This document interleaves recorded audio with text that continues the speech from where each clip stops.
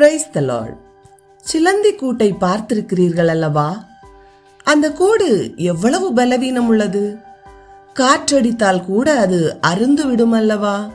ஆனால் அத்தனை பலவீனமான சிலந்தி கூடு ஒன்றை கொண்டு தேவன் தமது ஊழியர் ஒருவரின் உயிரை காப்பாற்றினார்.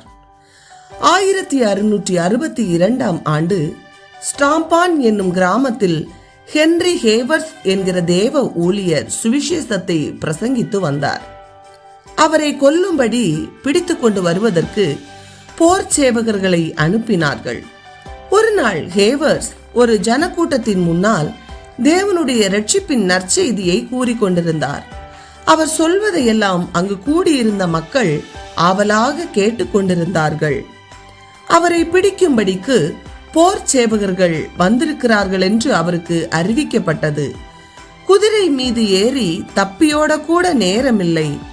அருகில் இருந்த காலி சூளை ஒன்றில் நுழைந்து ஒளிந்து கொண்டார். அவர் அங்கு ஒளிந்தவுடனே ஒரு சிலந்தி அந்த சூளையின் வாசலில் ஒரு கூட்டை வேகமாக கட்டி முடித்தது.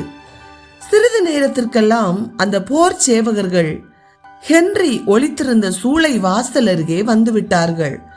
தேவனுக்கு சித்தமானால் தம்மை அவர்களிடமிருந்து காப்பாற்றும்படி ஹென்றி ஜெபம் பண்ணி கொண்டிருந்தார். அங்கு வந்த போர் சேவகர்களில் ஒருவன், இந்த சூளைக்குள் அவனை தேடுவது பிரயோஜனம் அற்றது, அவன் இந்த சூளையில் இருக்க மாட்டான், இந்த சூளையின் வாசலில் சிலந்தி கூடு இருக்கிறதே, அப்படி அவன் உள்ளே சென்றிருந்தால் சிலந்தி கூடு சேதமாயிருக்குமே என்றான். அவன் சொல்வது சரிதான் என்று எண்ணிய போர் சேவகர்கள் அவ்விடம் விட்டு போய்விட்டார்கள். தேவனுடைய மனுஷனாகிய ஹென்றி அற்பமான சிலந்தி கூட்டின் மூலம் பாதுகாக்கப்பட்டு பத்திரமாயிருந்தார். கொஞ்ச நேரத்திற்கு பின் அவர் தமது மறைவிடத்திலிருந்து வெளியே வந்தார். ஒரு சிலந்தியை கொண்டு தம்மை காப்பாற்றியதற்காக தேவனுக்கு நன்றி செலுத்தினார்.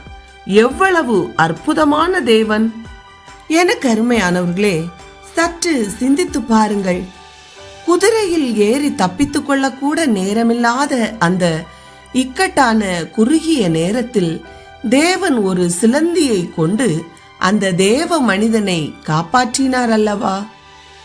உங்கள் வாழ்க்கையிலும் இப்படிப்பட்ட சூழ்நிலைகள் வரும் பொழுது தேவனை நோக்கி பாருங்கள்.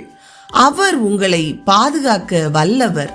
எனவே தான் பரிசுத்த வேதம் சொல்லுகிறது, உன்னதமானவரின் மறைவில் இருக்கிறவன் சர்வ வல்லவருடைய நிழலில் தங்குவான் என்று. எனவே நீங்கள் உன்னதமாகிய தேவனை சார்ந்து அவருடைய நிழலில் அடைக்கலம் புகுங்கள். அவர் உங்களை பாதுகாக்க வல்லவராயிருக்கிறார். கர்த்தர் தாமே உங்களை ஆசீர்வதிப்பாராக. ஆமென்.